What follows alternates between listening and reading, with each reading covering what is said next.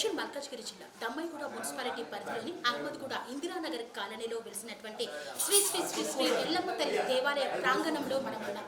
ఏంటండి, దేవాలయంలో అమ్మవారు లేదు, కానీ ఇక్కడ ఈ దేవాలయ ప్రాంగణంలో ఉన్నటువంటి మహిళల గురించి చెప్తున్నామని అనుకుంటున్నారా? అవునండి, ఇక్కడ అమ్మవారి విగ్రహ ప్రతిష్ట కాకముందే స్వయంభుగా వెలిసినటువంటి ఎల్లమ్మ తల్లి చూపెట్టినటువంటి మహిమలు అనిర్వచనీయం. ఇక్కడికి వచ్చినటువంటి ప్రతి ఒక్కరి కోరికలు నెరవేరుతున్నాయని చెప్తున్నారు. మరి అంతటి మహిమగల అమ్మవారి సంకల్పం వల్లే ఆ అమ్మవారు ఒక భక్తుడిని ఎంచుకొని ఈ యొక్క దేవాలయాన్ని నిర్మించుకుంది. మరి విగ్రహ ప్రతిష్టాపనకు కూడా ముందుకు వెళ్తున్నారు. మరి ఈ నేపథ్యంలో స్వయంగా వెలిసిన ఎల్లమ్మ తల్లి మహిమలను గురించి ఇక్కడి కాలనీవాసులు మరి ఇతర కాలనీవాసులను గురించి అడిగి తెలుసుకున్నారు.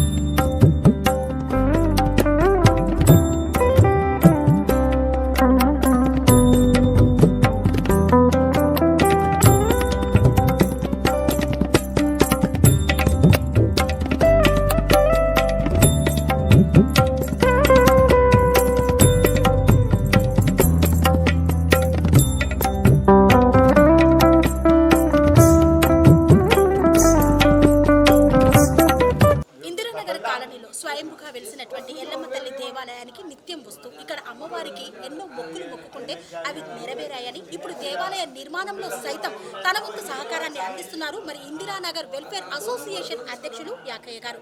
మరి ఈ నేపథ్యంలో అమ్మవారిని మొక్కుకున్నప్పుడు వారికి ఎలాంటి అనుభూతిని కలిగింది అనే విషయాన్ని అడిగి తెలుసుకున్నాం. సార్ నమస్కారం. సార్, ఇందిరానగర్ కాలనీలో మరి ఇక్కడ ఎల్లమ్మ తల్లి స్వయంభుగా వెలిసిందని నిజమేనా సార్? ఇక్కడ మేము వచ్చి 3 years కాలనీ స్టార్ట్ అయిపోయిన నుంచి మేము ఇక్కడే ఉంటున్నాము. అమ్మవారు ఇక్కడ స్వయంగా వెలిసింది. వెలిసడంతో మన వ్యవస్థాపకులు వంశరాజు మల్లేష్ గారు అమ్మవారికి ఒక నివాసం ఏర్పాటు చేయాలని తనకు సంకల్పం గట్టిగా ఉండడంతో ఈరోజు అంత పెద్ద గుడిని వారు అందరి సహకారంతో స్థాపించడం జరిగింది.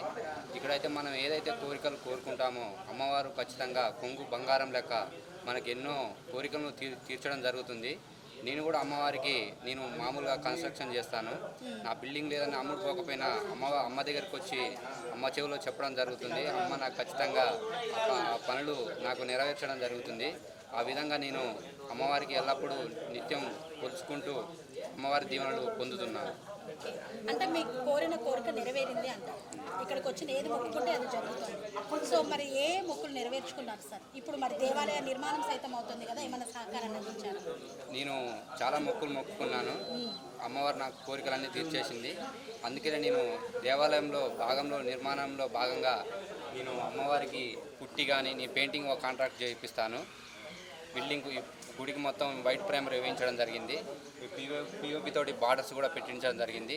అదేవిధంగా అమ్మవారికి ద్వారముఖం లాగా ఈ గ్రిల్ ఒకటి నేను స్వయంగా చేపించడం జరిగింది. ఈ అమ్మవారి కార్యక్రమంలో నాకు ఈ అమ్మవారికి ఈ సేవ చేసే భాగ్యం వచ్చినందుకు నేను చాలా సంతోషిస్తున్నాను.